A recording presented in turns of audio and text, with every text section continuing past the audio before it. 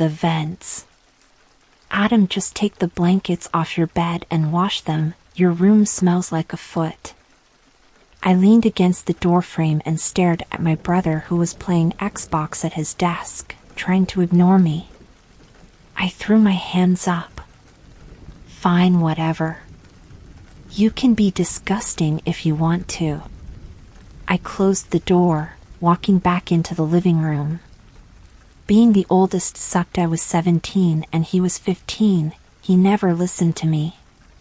Mom was cleaning the bookshelf and glanced over at me, a smile tugging at the corner of her mouth. His friends are going to stop coming over. No one wants to hang out in a shoe. The rag in her hand swiped back and forth, and she stopped to shake Dust Bunny off her arm.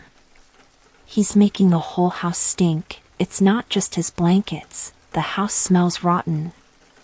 It had been months of this. I had even sneaked into his room to try to figure out what the smell was, and I couldn't.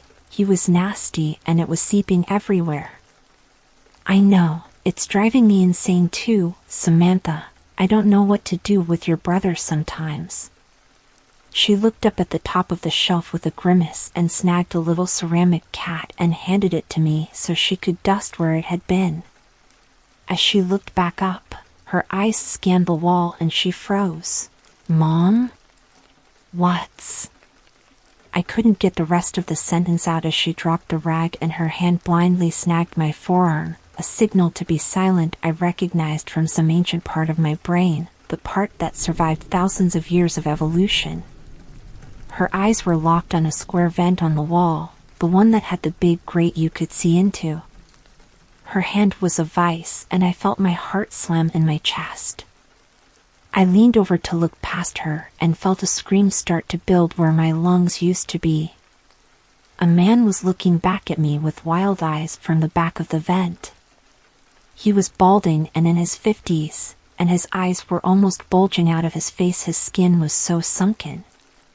I felt my own skin start to crawl as I realized there was discarded food and wrappers in the vent, and my brain flew around my skull to put the pieces together without me. I backed away slowly and my mom let go of my arm and didn't move, her eyes on the intruder.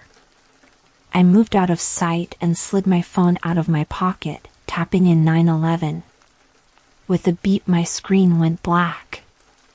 A little battery flashed on the screen and I felt panic start to set in.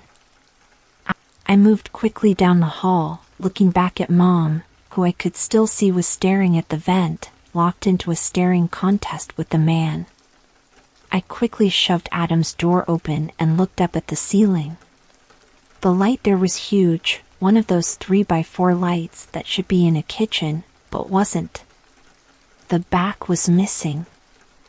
How had I not noticed? The light wasn't bouncing off of a white back, it was just disappearing into the attic above it. Adam spun on me. Would you just get out? I will wash my blankets in a minute, but I keep telling you the smell isn't me. He took his headphones off as he saw my face and I put a finger to my lips. What's going on? I gave a stern shake to my finger and looked back at the light and Adam stood up. I heard it then, a heavy thud and scrape as the man moved through the ceiling.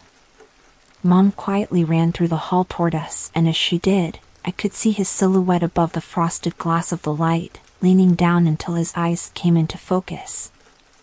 I don't remember how he did it, but I do know I've never seen anyone move like that. Like a spider, but faster. He told us he knew we needed a daddy.